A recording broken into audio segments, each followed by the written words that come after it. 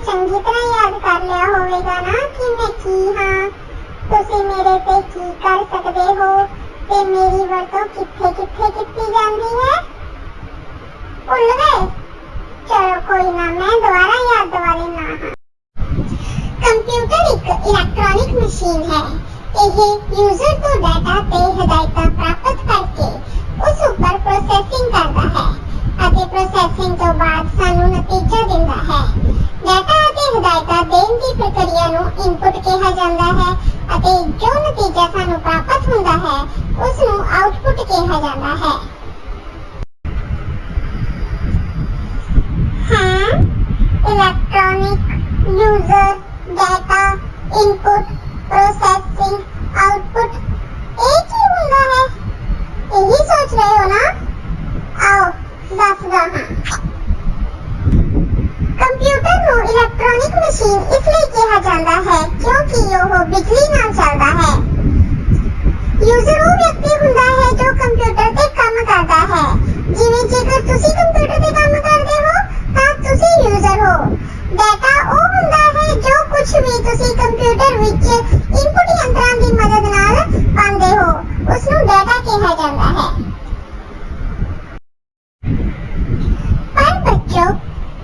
कभी तुसी ये सोचा है कि मैं सारे काम करदा किवें हां? मेरी कार्य प्रणाली की है? आज इस पाठ विच तुहानू मेरी कार्य प्रणाली बारे ही जानकारी मिलेगी। कंप्यूटर मुख्य तौर ते 5 मुढ़लियां गतिविधियां करदा है। जिवें नंबर 1, यह इनपुट राहीं डाटा अते हिदायतां प्राप्त करदा है। यह डाटा नूं स्टोर करदा है। यह डाटा नूं प्रोसैस करदा है। कंप्यूटर सानू आउटपुट दे रूप विच नतीजा दिंदा है अते यह कंप्यूटर दियां अंदरूनी गतिविधियां ते भी कंट्रोल रखदा है। बच्चों, कंप्यूटर के मुढ़ले कंमां नूं इस डायग्राम की मदद नाल जानन की कोशिश करिए। सब तो पहला है इनपुट। यह कंप्यूटर विच डाटा दाखिल करन दी प्रक्रिया है। फिर आउंदा है स्टोरेज। डाटा अते हिदायतां नूं पक्के तौर ते स्टोर करन दी प्रक्रिया नूं ही स्टोरेज कहा जाता है। प्रोसैसिंग तो पहला अते बाद विच सारा डाटा इत्थे ही स्टोर हुंदा है। प्रोसैसिंग दे विचकारले नतीजे भी इत्थे स्टोर हुंदे हन। फिर आउंदा है प्रोसैसिंग। इनपुट प्राप्त होने तो बाद कंप्यूटर प्राप्त होए डाटा ते कार्रवाई करता है। प्राप्त होए डाटा ते अर्थमैटिक अते लॉजिकल गतिविधियां नूं करन दी प्रक्रिया ही प्रोसैसिंग हुंदी है। फिर है आउटपुट। डाटे तो लाभदायक सूचना प्राप्त करन दी प्रक्रिया नूं आउटपुट कहा जाता है। चलो बच्चों, हुण आपां इस नूं अपनी रोज़ाना दी जिंदगी विच होण वाले कंमां दीयां उदाहरणां नाल समझदे हां। सब तो पहली उदाहरण है फलां दा जूस कड्ढण दी। जूस कड्ढण लई आपां नूं इनपुट दे रूप विच जूसर अते फलां दी जरूरत हुंदी है। फिर प्रोसैसिंग दे रूप विच जूसर फलां दा जूस कढ़दा है अते अखीर सानू आउटपुट दे रूप विच जूस प्राप्त हुंदा है। दूसरी उदाहरण है टीवी चलाउण दी प्रक्रिया, जिथे इनपुट दे तौर ते सानू टीवी अते रिमोट दी जरूरत हुंदी है। फिर प्रोसैसिंग दे रूप विच असी रिमोट दा बटन दबाउंदे हां अते आउटपुट दे रूप विच सानू चलिया होया टीवी प्राप्त हुंदा है।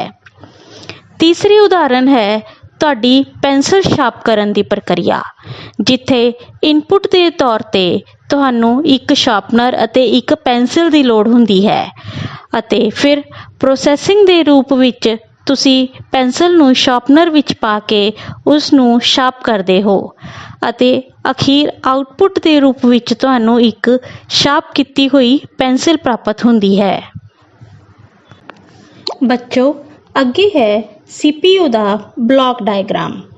इस भाग विच असी कंप्यूटर सिस्टम दे कम्मां बारे सिखांगे। जिवें कि तुहानू पता ही है, CPU ਦਾ ਪੂਰਾ ਨਾਮ ਸੈਂਟਰਲ ਪ੍ਰੋਸੈਸਿੰਗ ਯੂਨਿਟ ਹੈ ਅਤੇ ਇਹ ਕੰਪਿਊਟਰ ਦਾ ਸਭ ਤੋਂ ਮਹੱਤਵਪੂਰਨ ਭਾਗ ਹੈ।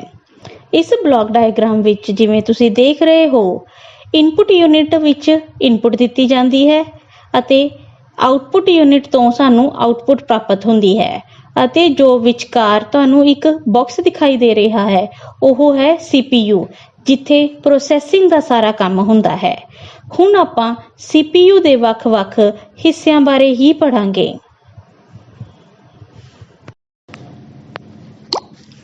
ਸਭ ਤੋਂ ਪਹਿਲਾਂ ਆਪਾਂ ਮੈਮਰੀ ਯੂਨਿਟ ਬਾਰੇ ਸਟੱਡੀ ਕਰਾਂਗੇ।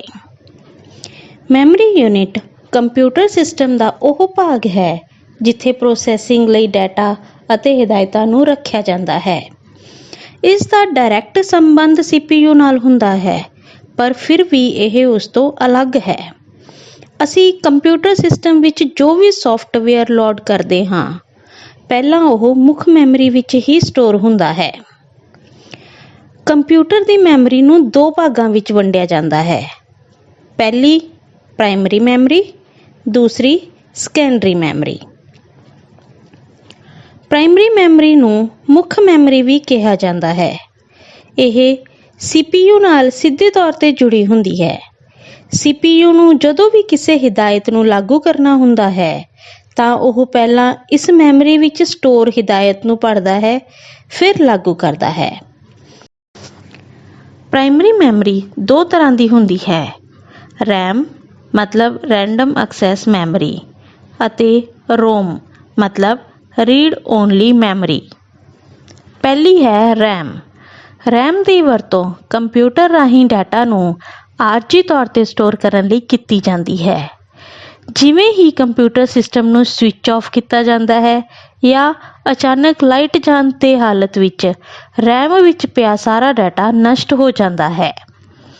ਇਸ ਤੋਂ ਉਲਟ ROM ਵਿੱਚ ਉਹ ਸਾਰੀਆਂ ਹਿਦਾਇਤਾਂ ਅਤੇ ਸੂਚਨਾ ਸਟੋਰ ਹੁੰਦੀ ਹੈ ਜੋ ਇੱਕ ਕੰਪਿਊਟਰ ਨੂੰ ਸ਼ੁਰੂ ਹੋਣ ਲਈ ਜ਼ਰੂਰੀ ਹੈ। ਕੰਪਿਊਟਰ ਸਿਸਟਮ ਦੇ ਸਵਿਚ ਆਫ ਹੋਣ ਤੇ ਜਾਂ ਅਚਾਨਕ ਬਿਜਲੀ ਬੰਦ ਹੋਣ ਦੀ ਸੂਰਤ ਵਿੱਚ ROM ਵਿੱਚ ਪਿਆ ਡਾਟਾ ਨਸ਼ਟ ਨਹੀਂ ਹੁੰਦਾ ਹੈ। ਅੱਗੇ ਹੈ ਸੈਕੰਡਰੀ ਮੈਮਰੀ। ਸੈਕੰਡਰੀ ਮੈਮਰੀ ਨੂੰ ਸਹਾਇਕ ਮੈਮਰੀ ਵੀ ਕਿਹਾ ਜਾਂਦਾ ਹੈ।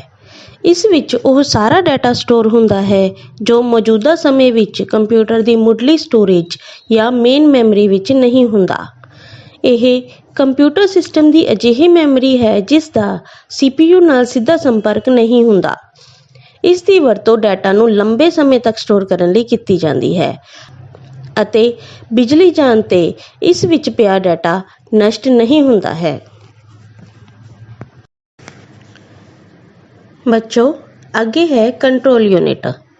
ਕੰਟਰੋਲ ਯੂਨਿਟ ਨੂੰ ਨਿਯੰਤਰਣ ਪ੍ਰਣਾਲੀ ਜਾਂ ਕੇਂਦਰੀ ਕੰਟਰੋਲਰ ਵੀ ਕਿਹਾ ਜਾਂਦਾ ਹੈ। ਇਹ ਕੰਪਿਊਟਰ ਸਿਸਟਮ ਦੇ ਵੱਖਰੇ-ਵੱਖਰੇ ਉਪਕਰਣਾਂ ਨੂੰ ਦਿਸ਼ਾ ਨਿਰਦੇਸ਼ ਦਿੰਦਾ ਹੈ, ਜਿਵੇਂ ਇਨਪੁਟ ਯੰਤਰਾਂ ਨੂੰ ਇਨਪੁਟ ਪ੍ਰਾਪਤ ਕਰਨ ਬਾਰੇ, ਪ੍ਰੋਸੈਸਰ ਨੂੰ ਪ੍ਰੋਸੈਸਿੰਗ ਲਈ ਡਾਟਾ ਨੂੰ ਸਟੋਰ ਕਰਨ ਦੀ ਹਿਦਾਇਤ ਦੇਣ ਬਾਰੇ ਅਤੇ ਆਉਟਪੁੱਟ ਯੰਤਰਾਂ ਨੂੰ ਨਤੀਜੇ ਪੈਦਾ ਕਰਨ ਬਾਰੇ।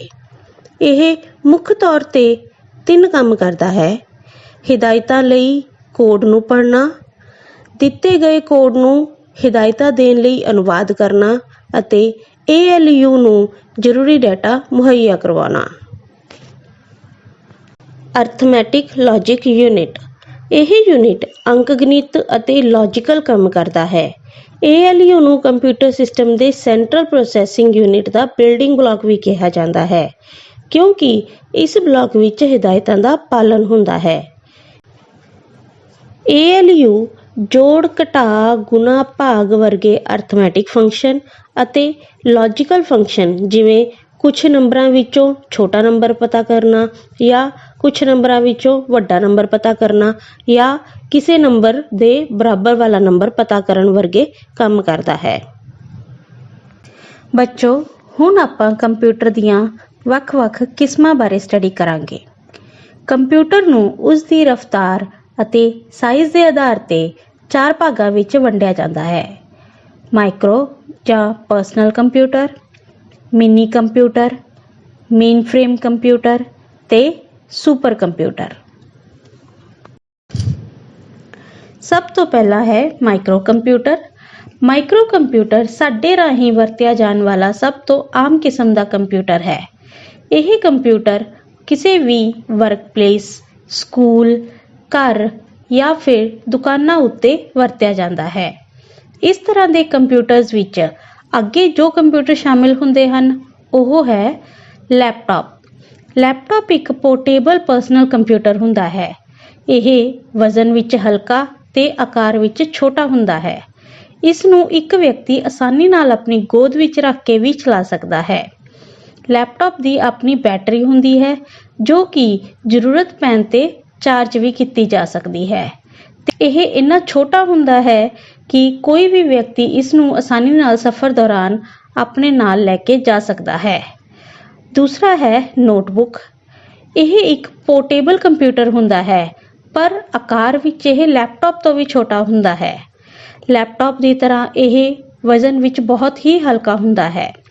ਇਸ ਦੀ ਵੀ ਆਪਣੀ ਬੈਟਰੀ ਹੁੰਦੀ ਹੈ ਜੋ ਕਿ ਜ਼ਰੂਰਤ ਪੈਣ ਤੇ ਚਾਰਜ ਕੀਤੀ ਜਾ ਸਕਦੀ ਹੈ ਅਤੇ ਇਸ ਨੂੰ ਵੀ ਕੋਈ ਵੀ ਵਿਅਕਤੀ ਆਸਾਨੀ ਨਾਲ ਸਫ਼ਰ ਦੌਰਾਨ ਆਪਣੇ ਨਾਲ ਲਿਜਾ ਸਕਦਾ ਹੈ। ਇਸ ਕੰਪਿਊਟਰ ਦੀ ਸਕਰੀਨ ਆਕਾਰ ਵਿੱਚ ਬਹੁਤ ਹੀ ਛੋਟੀ ਹੁੰਦੀ ਹੈ ਅਤੇ ਇਸ ਦਾ ਕੀਬੋਰਡ ਵੀ ਬਹੁਤ ਛੋਟਾ ਹੁੰਦਾ ਹੈ। ਇਹ ਆਕਾਰ ਵਿੱਚ ਇੰਨਾ ਛੋਟਾ ਹੁੰਦਾ ਹੈ ਕਿ ਇਹ ਤੁਹਾਡੇ ਇੱਕ ਹੱਥ ਵਿੱਚ ਹੀ ਫੜਿਆ ਜਾ ਸਕਦਾ ਹੈ। ਇਸ ਨੂੰ ਪਰਸਨਲ ਡਾਇਰੀ ਦੀ ਤਰ੍ਹਾਂ ਵੀ ਵਰਤਿਆ ਜਾ ਸਕਦਾ ਹੈ। ਇਸ ਤੋਂ ਬਾਅਦ ਆਉਂਦਾ ਹੈ ਟੈਬਲੇਟ। ਇਹ ਬਹੁਤ ਹੀ ਪਤਲਾ ਪੋਰਟੇਬਲ ਕੰਪਿਊਟਰ ਹੁੰਦਾ ਹੈ। ਇਸ ਨੂੰ ਆਮ ਤੌਰ ਤੇ ਬੈਟਰੀ ਨਾਲ ਸਪਲਾਈ ਦਿੱਤੀ ਜਾਂਦੀ ਹੈ। ਇਸ ਦੀ ਟੱਚ ਸਕਰੀਨ ਹੁੰਦੀ ਹੈ ਜੋ ਕਿ ਇਨਪੁਟ ਡਿਵਾਈਸ ਦਾ ਕੰਮ ਕਰਦੀ ਹੈ। ਕੰਪਿਊਟਰਾਂ ਦੀ ਅਗਲੀ ਸ਼੍ਰੇਣੀ ਵਿੱਚ ਆਉਂਦਾ ਹੈ ਮਿੰਨੀ ਕੰਪਿਊਟਰ। ਇੱਕ ਮਿੰਨੀ ਕੰਪਿਊਟਰ ਮਲਟੀ ਯੂਜ਼ਰਾਂ ਦੀ ਸ਼੍ਰੇਣੀ ਨਾਲ ਸੰਬੰਧਿਤ ਹੈ। ਇਹ ਅਜਿਹਾ ਕੰਪਿਊਟਰ ਸਿਸਟਮ ਹੈ ਜਿਸ ਵਿੱਚ ਇੱਕ ਆਮ ਵੱਡੇ ਕੰਪਿਊਟਰ ਵਾਲੀਆਂ ਸਾਰੀਆਂ ਖੂਬੀਆਂ ਹੁੰਦੀਆਂ ਹਨ ਪਰ ਇਹ ਆਕਾਰ ਵਿੱਚ ਉਸ ਨਾਲੋਂ ਛੋਟਾ ਹੁੰਦਾ ਹੈ। ਮਿੰਨੀ ਕੰਪਿਊਟਰ ਦੀ ਵਰਤੋਂ ਵਿਗਿਆਨਿਕ ਖੇਤਰਾਂ ਵਿੱਚ ਕੀਤੀ ਜਾਂਦੀ ਹੈ। Main frame computer. ਇਹ ਕੰਪਿਊਟਰ ਬਹੁਤ ਵੱਡੀ ਮਾਤਰਾ ਵਿੱਚ ਡਾਟਾ ਨੂੰ ਸੰਭਾਲਣ ਅਤੇ ਤੇਜ਼ ਰਫ਼ਤਾਰ ਨਾਲ ਉਸ ਨੂੰ ਪ੍ਰੋਸੈਸ ਕਰਨ ਦੇ ਯੋਗ ਹੁੰਦੇ ਹਨ। ਇਹ ਕੰਪਿਊਟਰ ਉੱਚ ਰਫ਼ਤਾਰ ਨਾਲ ਕੰਮ ਕਰਨ ਅਤੇ ਡਾਟਾ ਸਟੋਰੇਜ ਕਰਨ ਲਈ ਉਪਯੁਕਤ ਹੁੰਦੇ ਹਨ ਪਰ ਇਹ ਸੁਪਰ ਕੰਪਿਊਟਰ ਨਾਲੋਂ ਜ਼ਿਆਦਾ ਸ਼ਕਤੀਸ਼ਾਲੀ ਨਹੀਂ ਹੁੰਦੇ। ਇਹਨਾਂ ਕੰਪਿਊਟਰਾਂ ਦੀ ਵਰਤੋਂ ਵੱਡੇ ਅਦਾਰੇ ਜਿਵੇਂ ਕਿ ਸਰਕਾਰੀ ਬੈਂਕਾਂ ਜਾਂ ਵੱਡੇ ਕਾਰਪੋਰੇਸ਼ਨਾਂ ਵਿੱਚ ਹੁੰਦੀ ਹੈ। ਤੇ ਅਖੀਰ ਵਿੱਚ ਹੈ ਸੁਪਰ ਕੰਪਿਊਟਰ। ਸੁਪਰ ਕੰਪਿਊਟਰ ਸਭ ਤੋਂ ਸ਼ਕਤੀਸ਼ਾਲੀ ਕੰਪਿਊਟਰ ਹੁੰਦਾ ਹੈ। ਇਸ ਦੀ ਰਫ਼ਤਾਰ ਅਤੇ ਪ੍ਰੋਸੈਸਿੰਗ ਸਪੀਡ ਬਹੁਤ ਤੇਜ਼ ਹੁੰਦੀ ਹੈ। ਇਸ ਦੀ ਸਟੋਰੇਜ ਸਮਰੱਥਾ ਵੀ ਬਹੁਤ ਜ਼ਿਆਦਾ ਹੁੰਦੀ ਹੈ। ਸੁਪਰ ਕੰਪਿਊਟਰ ਦੀ ਮੁੱਖ ਵਰਤੋਂ ਵੱਡਿਆਂ ਅਦਾਰਿਆਂ ਵਿੱਚ ਗੁੰਝਲਦਾਰ ਐਪਲੀਕੇਸ਼ਨਸ ਲਈ ਕੀਤੀ ਜਾਂਦੀ ਹੈ ਪਰ ਇਹਨਾਂ ਦੀ ਕੀਮਤ ਵੀ ਬਹੁਤ ਜ਼ਿਆਦਾ ਹੁੰਦੀ ਹੈ।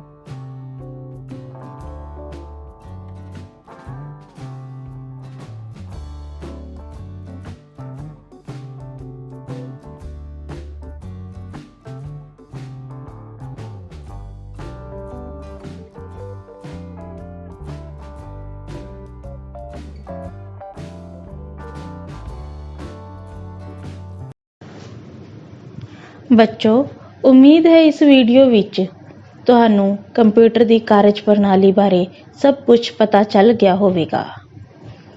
ਇਸੇ ਤਰ੍ਹਾਂ ਦੀਆਂ ਹੋਰ ਵੀਡੀਓਜ਼ ਦੇਖਣ ਲਈ ਮੇਰੇ ਇਸ ਚੈਨਲ ਨੂੰ ਸਬਸਕ੍ਰਾਈਬ ਜ਼ਰੂਰ ਕਰੋ ਤੇ ਨਾਲ ਹੀ ਬੈਲ ਆਈਕਨ ਵੀ ਜ਼ਰੂਰ ਦਬਾਓ ਤਾਂ ਕਿ ਤੁਹਾਨੂੰ ਆਉਣ ਵਾਲੀਆਂ ਵੀਡੀਓਜ਼ ਛੇਤੀ ਤੋਂ ਛੇਤੀ ਪ੍ਰਾਪਤ ਹੋ ਸਕਣ।